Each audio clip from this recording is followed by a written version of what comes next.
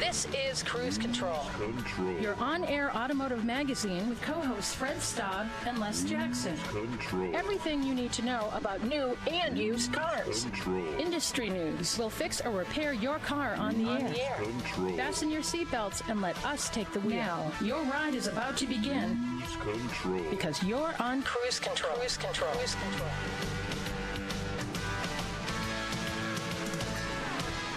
Hey, hello there, everyone. Welcome to Cruise Control, your on-air automotive magazine. As usual, it's us. I'm Les Jackson.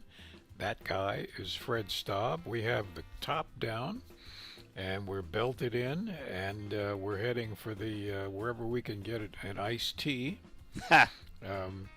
before we really get on the road. But before that, we have a whole lot of stuff we can talk about regarding the industry, and we're going to be doing that right now. Yeah, Les, big news in the auto industry, and it might not make some people happy. If you bought the last call Rubicon 392 with the Hemi in it, well, it wasn't the last call. I guess it's so popular they decided to have it available in the 2025 model year. So it was 2024 was supposed to be the last one, but it's going to be available in 2025. Well, mixed feeling on that. If you didn't buy one, you're like, great, I have another last chance. If you did buy one thinking you had the last model, that's right. You might be upset. And you got stiffed for an extra charge. However, you can always, well, who knows? Meanwhile, BMW shows off its all-new X3. Yeah, I always liked the X3. It's one of my favorite BMW models, and they've modernized the look of it. I've always liked the M3 model of it, and it's always been a nice performer and a decent-sized vehicle. And then news that we kind of predicted, and it wasn't really a big prediction if you read everything about it, but Fisker, Bankrupt. Chapter 11, Les, and marks the second time for Henry Fisker that it didn't work out. Will he try a third? Who knows? I guess it depends on who takes over to manage the company. Do you think someone will buy the design for the Ocean and just build it? I mean, it's a nice-looking vehicle. I think so. It's got enough respect for that. They're still for sale. Would you buy one? Oh, I'd stay away myself, but that's just because I would stay away. But speaking of other vehicles, a place of their own, the Bronco Off Road or Rodeo opens up a new location to let owners grow their off-road skills. Now, this is, I don't understand why a lot of this hasn't been done before, but yeah, it's a driving school for off-roaders. Yeah, pretty cool stuff. We're also going to have some details on two reveals. One is a very exciting vehicle. We'll talk about that. And what countries have the least expensive fuel? So a lot to get to. We're going to take a quick break and be back. Fred Staab and Les Jackson, you are on Cruise Control. Stay tuned. Cruise Control. And welcome back to Cruise Control, your on-air automotive magazine. Fred Staab and Les Jackson. And Les, let me ask you this. Everyone says it's the last call. It's the last time you'll buy this model. You buy it, and then you find out, well, they're going to keep building it after all, at least for another year. So what do you think about that? Does it get you upset? Well, I think if I bought it for an investment, this is the last whatever model of this Porsche or Mustang or something, and I buy it, I pay extra money for an investment, then I would be very angry, and I don't know what I could do about it. Nothing. Probably nothing. Otherwise, just kind of shrug and say, well, okay, it's not surprising. The companies will, extend the production if these things suddenly get really popular. Sure. Still be angry that I've spent the extra money. Well, this is the case with the Jeep 392, the Hemi-powered Jeep. If you remember, this was brought out a couple of years ago. Very popular. And because a lot of people were doing Hemi swaps on Jeeps, and Jeep said, well, we'll sell you one of our own. So 2024 was supposed to be the last year, but now it is going to live on in the 2025 model year. It's got the 6.4-liter Hemi V8 pumping out 470 horsepower, 0 to 60 in 4.5 seconds, and a quarter mile in 13 seconds, which must be interesting, a quarter mile in a Jeep that's got, it's pretty high up in the air, big tires. And short wheelbase. Yeah. That I wouldn't want to run that on a drag strip. It could get squirrely at the top end, as they say. Sure could. So the final edition gets an exclusive hood and fender, vent decals, black Napa leather trim seats, specially monogrammed shifter medallion, and swing gate plaque, standard 8,000-pound capacity Warn winch. Now there's something. Emblems are nice, but that 8,000-pound capacity emblems are nice.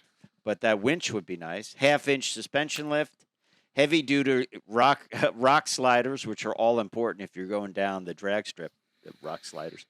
Mopar fold-out swing gate table, and a standard Extreme 35 package with bronze 17-inch beadlock-capable wheels and 35-inch BF Goodrich all-terrain tires, and the Mopar triple loop grill guard and Mopar Jeep 83 toolkit will only be available in the 2024 model year and not the 2025 final edition models. So there you have it. I think it could be a squirrely beast, this one. What do you think? Well, yes, I think very squirrely. Also, my advice to any potential buyer of the extended final edition would be look very carefully at the decals in the showroom. If it says final edition, that's fine. If it says final-ish edition, don't buy it. If it says maybe under it. Yeah. Well, kind of, sort of. Yeah. Possibly the last edition. We'll see. Maybe it'll say "we'll see" under it. Maybe that That's right. But that just blows my mind if you would run that on the drag strip, the 13-second quarter mile in that. No thanks. No, I made a great vehicle and it'd be great off road and around town. But Jeeps have a certain feel to them that it's not really designed for, let's say, autocrossing or the drag strip. Wouldn't you say? Yeah. Again, yeah, it's fantastic at low speed maneuvering all over the place, but something with a high center of gravity and a narrow track, well, not too narrow, but certainly a short wheelbase. That's not the recipe for weight transfer at high speed. No, not at all. So, well, let's move on to the BMW X3. It is an all-new 4th generation model revealed this week. One of their biggest sellers. And it is a nice sized vehicle. I guess it's their smallest crossover, right? Or do they have an X2? I'm not sure. I think it is. Yeah. Yeah. But it's certainly not a completely small vehicle. When we come back, we're going to tell you about the new exterior design, the new engines, the new mild hybrid system, and a whole lot more. It's all coming up on Cruise Control, your on-air automotive magazine with Fred Staab and Les Jackson. We will be right back.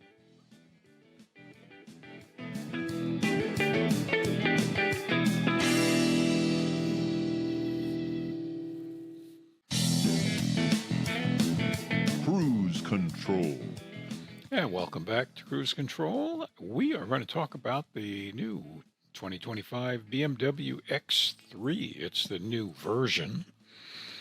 It's been around a while, and it's when BMW refreshes their cars, they generally do a really nice job of it. This one looks like it's going to continue that tradition. Yeah, all new, Les. Fourth generation. I'm gonna say it. It's a station wagon. Or a high top sneaker. I always thought they looked like high tops. A raised station wagon, and of course BMW is famous for station wagons for Absolutely, many years. And they still sell them, believe it or not, in the U.S. Although not too many people buy them. Don't turn the other way when you say station wagon. Yeah. Let's talk about some of these things. This is fresh from the press release. A new exterior design language and modern interior with the BMW curved display and iDrive 9. iDrive 9. New 4 iDrive 9 and 6-cylinder engines all get a 48-volt mild hybrid system. New digital options for driver assistance systems, infotainment, and personalization. And the worldwide launch will commence in the fourth quarter of 2024. And we have some rough pricing for this. The X3 xDrive, notice they haven't changed over their confusing nomenclature just yet, $49,500. And the BMW X3 M50 xDrive, which is one of my favorites. I like the M version of this X3. Well, $64,100. Yes, no wonder you like it. It's got a lot more money in it. Then you get the base one gets the 2-liter twin turbo 4-cylinder, which is found under the X3 xDrive. And then, as I mentioned, has a 48-volt hybrid system. And then if you want more power, of course, you can get the straight 6 in the M50, which lays it down even further, and of course costs you more money too. So it's basically like they have two engines, BMW. I'm not so big on the colorful interior with the that's because, my friend, all of those colors, the lighting on the inside, is because the M50 is an emotionally intoxicating driving experience. Yes. What we're talking about is there's a brown leather interior, and then they have the colors of the M series, red, white, and blue, emblazoned on the bezel trim, which I'm not sure if that's lighting or if it's like that all the time. But I looks. think it's lighting. Yeah, we'll check that out. Yeah, lighting would be fine, but it certainly doesn't go with the brown leather interior. It doesn't. It does not. Yeah. It makes me think like, oh, this is something somebody got and added on, like peel and stick customization. But anyway, the outside of the vehicle looks good. It looks sharp. There's a different grille design. It's got the dual kidney grills, but it also has large areas under the bumper for a lot of air intake, especially on the M50 version. Lots of coolers. Looks very planted. And these are built in South Carolina, right? They are, and then exported around the world. Yeah. So when they came out, they were built by neat. Magnus Steyr, and I like to segue. So Magnus Steyr is a kind of a for-hire builder of vehicles, right? If you have a vehicle you want built, but you don't have capacity, they'll do it. Well, they used to build the M3 when it started a long time ago. Now BMW built it in its own plant in South Carolina. But you're going to love this segue. Fisker, who is going bankrupt, they had their vehicle built by Magnus Steyr, the Ocean. And now we're going to talk a little bit about Fisker going Chapter 11. Henrik Fisker, he had another Fisker-based product a long time ago, which was a hybrid, and it was eventually sold to Karma, to a company called Karma, which still builds them, I believe. But this was going to be the big time for Fisker. They had the Ocean. He had another car called the Pear that was going to be coming along, kind of a small SUV that sort of looks like what Kia's doing with the EV3. Unfortunately for Fisker, it was a disaster. They didn't have any spare parts. People had to scrap cars because they got a dent in their door because there's no parts to repair it. People getting stuck inside cars, software glitches, recalls, you name it. And basically the bottom fell out. And I'm sad because I like this design of car. I thought it was an interesting car, recycled materials, solar panel built into the roof. I really thought it was kind of interesting. I wanted to see him succeed. There was rumors that it would be bought by Nissan and others that wanted to get a leg up with a design of a car, that was ready to go. I still think that might happen. There's some talk Lucid might buy them, buy the designs. It's certainly now on a counterpoint to what you just said. Some say that the Ocean, as they call it, was an undercooked design Okay. of an EV, or woefully unfinished. These are the financial people talking. Woefully unfinished is never a report you want to get from like your boss. Yeah, full of novelties out and beautiful outside, but undercooked inside. But saying all that, I'm just looking at the numbers here, and I'm certainly not an accountant, but the assets listed are between 500 million and a billion, and the liabilities listed are between 100 million and 500 million. So why would you go bankrupt when you're still solvent? I don't know. I just talk about cars on the radio. I'm hoping someone picks up the design. Well, to me, it seems to me they will, because the asset, they still have assets. I mean, why wouldn't you buy them? Even if you took the body and put it on your own platform, if the platform was not engineered, just take the design and put it on your platform. These things are still available. Carfax lists 173 of them available. Wow. And they run from prices from $26,000 to $46,000. It's pretty cheap. But there's a lot of concern what happens during bankruptcy. Could these cars be bricked when the company goes under completely? Now, I still think this is a good opportunity for someone. We all know what's going on in the automotive industry. You got to design electric cars while building hybrids, and people are spending a lot of money. They have to team up. Wouldn't this be an opportunity for someone to save some money? The development's been done. You have to come in and do some more engineering on it. Yep, debug it, which is not a big deal for automotive engineers. They could do it. Yeah, for those that know how. Sure. Yeah. Do you think other manufacturers are going out and buying some of these things and looking at it and thinking, like, what could we do with this? I would think.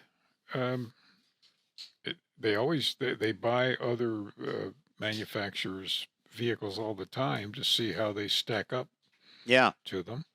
And if someone bought them, they also have the Alaskan, I believe it was, pickup truck, and the Pear small EV. I think somebody will snap them up and do something with it, but we'll see. We get your opinion on that. Drop us a line at our social media outlets. Fred Staab, Les Jackson. We will be right back. Plenty more to go on Cruise Control. A lot.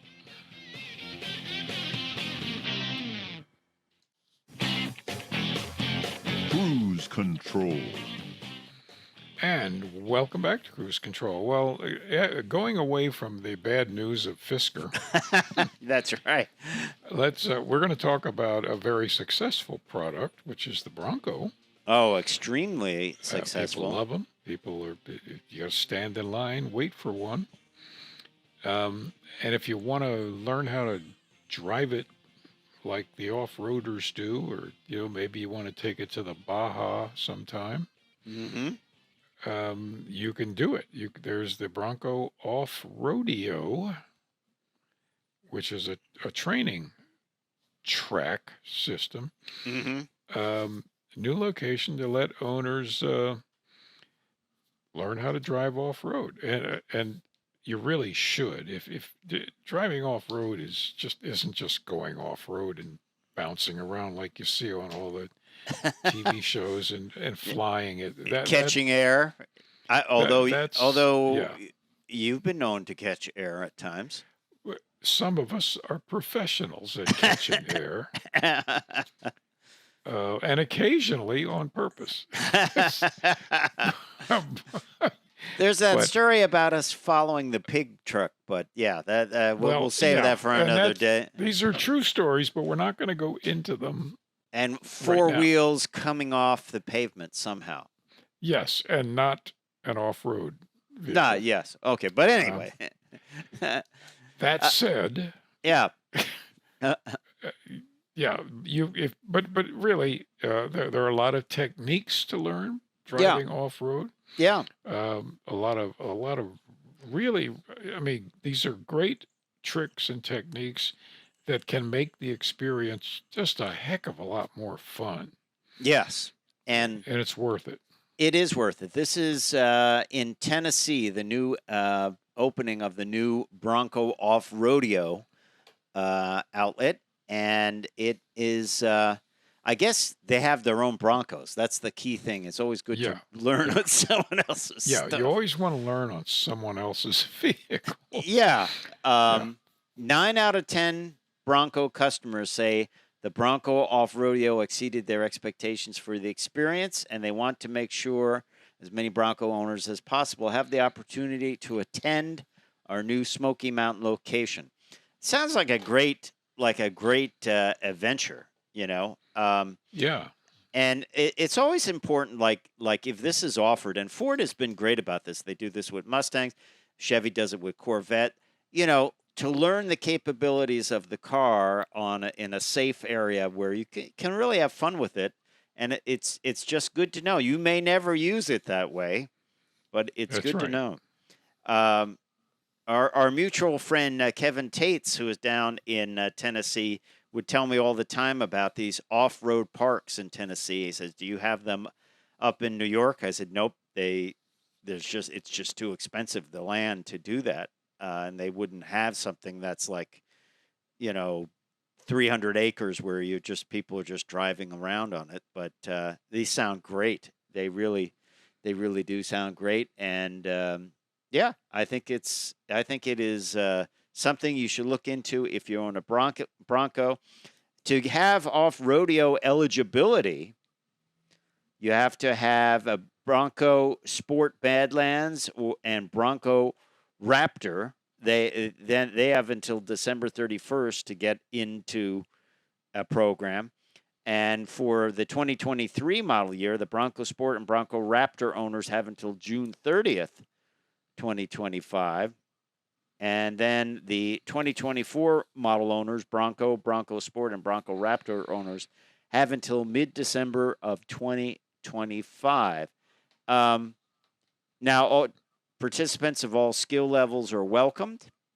I'm not sure what the cost of this is or if it is included in the purchase. Do you know? I don't know. I doubt that it's expensive. Right. If it isn't included. Yep. I would expect for half day or a full day, what do you think? Less than a couple hundred? I don't know. I don't know what's involved. Is there food involved? But who knows? But it just sounds like something you should check into if you're a Bronco owner, wouldn't you say? Absolutely. If I owned a Bronco, and I hadn't already, gone to um, schools like this, I'd do it Yeah. because you get the most out of it. Yeah, absolutely. Absolutely. So, And you get a can of spray mud. that So Les is sadly right. You can buy sprayed yes. mud. Yep.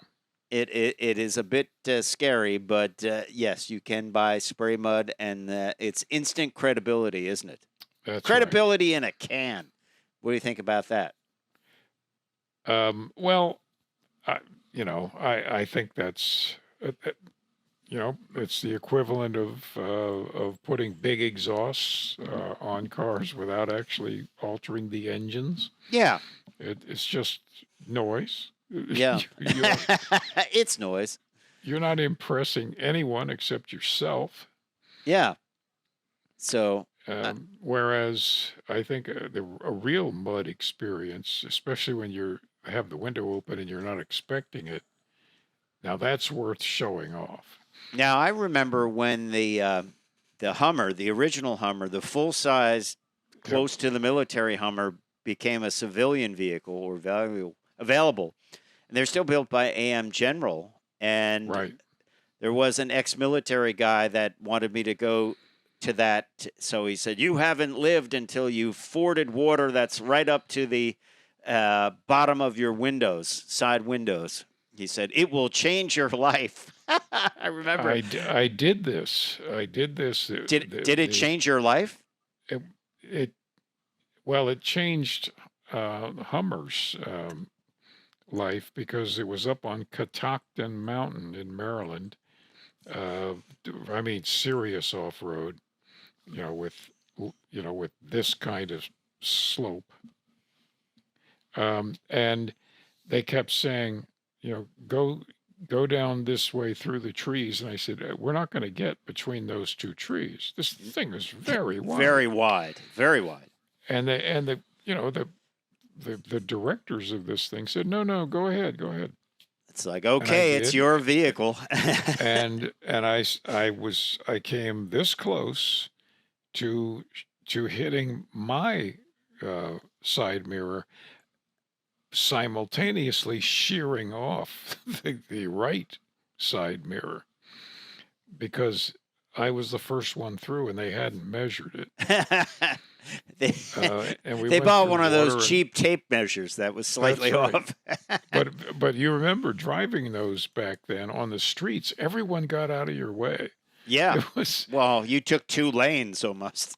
and they got 6 miles to the gallon. Yeah, that's not good at all. Not good at all. No. I do remember driving the GM version, and of course the front wheels were open right there, and they said, pull up next to that wall and start climbing.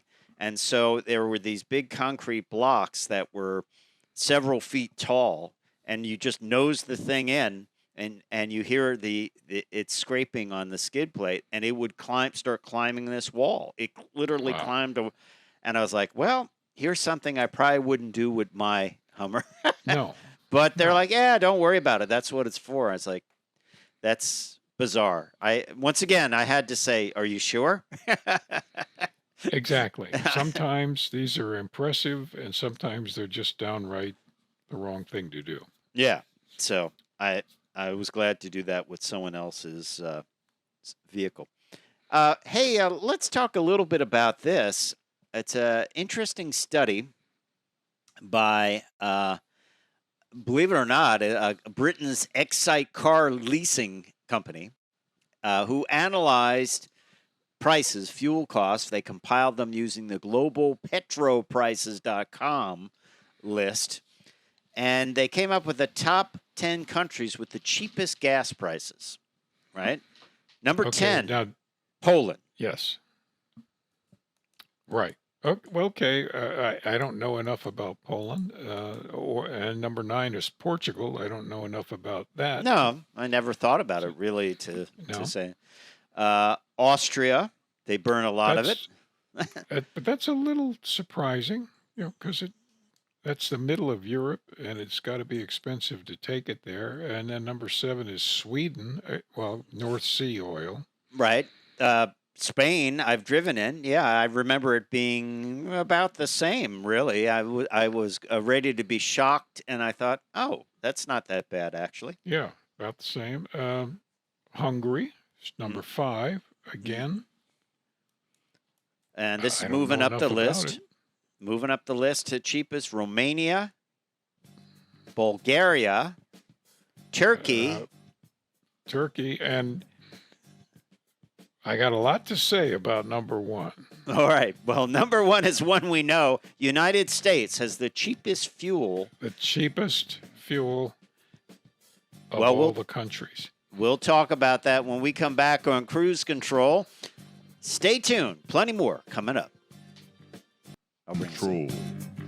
And welcome back to Cruise Control, your on-air automotive magazine. Fred Staab, Les Jackson. We were just discussing this study about the least expensive fuels, where the least expensive fuels are. Les brought up a good point, by the way, before the break, and he did a little research, so we'll get his input on it. This comes from Britain's Excite Car Leasing, and it uses globalpetrolprices.com. And the big takeaway was U.S. pay the least in fuel costs worldwide. Yep. But you raised a good point about Saudi Arabia, which was not in the top 13 even of this list. Wouldn't that be inexpensive fuel there? It should be. It's the top producer. You're right there. U.S. is the number 2 producer. So what is fuel in Saudi Arabia? Like, again, I guess. I'm going to have to look that up. But the thing here that I just want to settle this. I get in these discussions, sometimes arguments all the time, when I hear people say, God, the fuel prices, the gas prices here are terrible. I just, I can't, it's killing me. And I constantly respond, no, they're not. $3.50 gas today is 34 cents a gallon in the mid 60s. And which is what it used to be, right? Everybody paid. From the 50s, it was mid 20 cents. 60s, it was mid 30 cents range, depending on regular or high test. It's just as cheap as it's always been. You are just spending beyond your means, or spending the money otherwise. But don't complain about fuel about costs, the government, or about anything else. It's your fault that you think it's more expensive.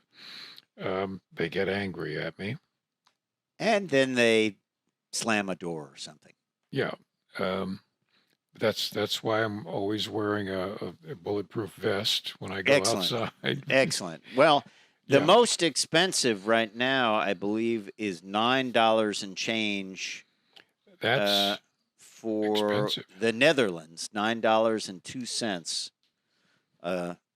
I guess that's for a gallon or a liter. I can't. I think it's a liter. That's expensive.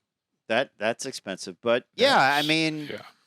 Let's face it. I mean, it's expensive in certain areas. More than that, Los Angeles, anything in California, it's expensive. But that's good news. That gas is relatively inexpensive, and in the U.S.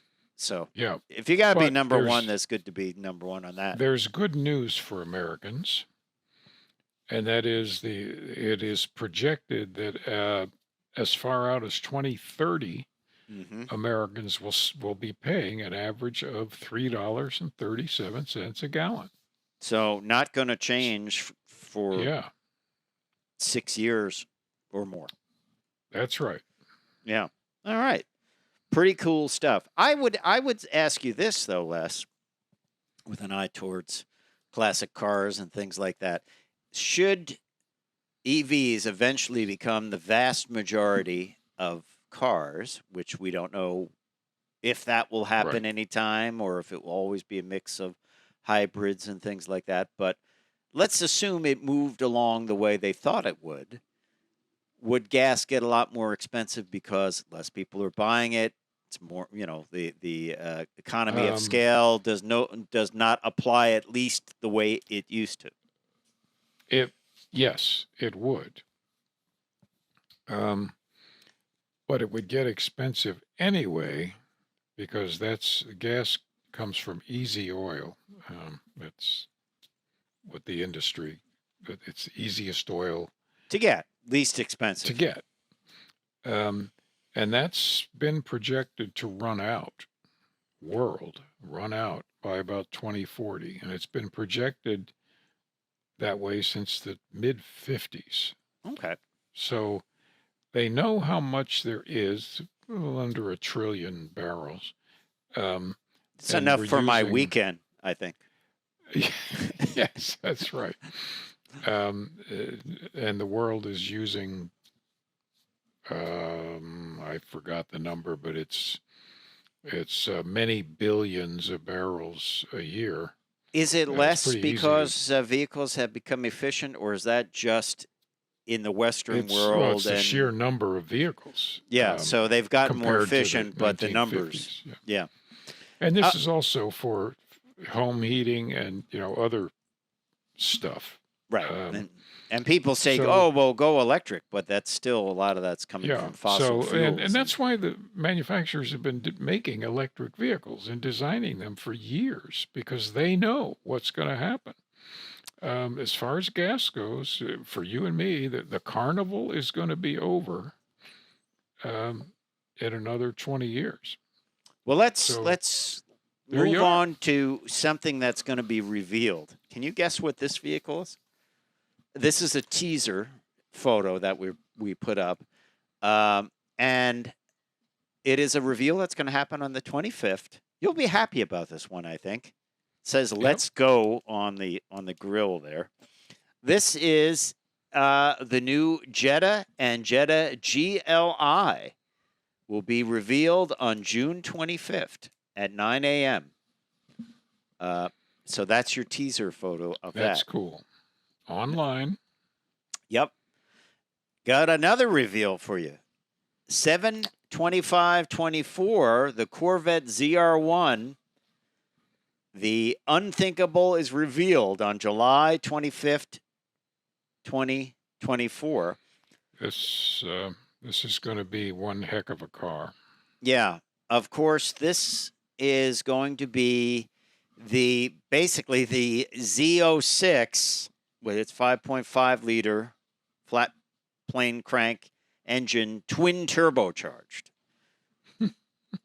And then beyond that, you will have, picture the ZR1, but put the E-Ray drivetrain in the front, the electric drivetrain, and that will be the Zora. So that they kind of do them, like, okay, here's the Z06, and then if we add this on, that's the ZR1. Then if we add on parts from the E-Ray and put that onto the ZR1, that becomes the Zora. So it's kind of like components, adding bits and pieces. It's it's kind of the American version of the Bugatti Veyron.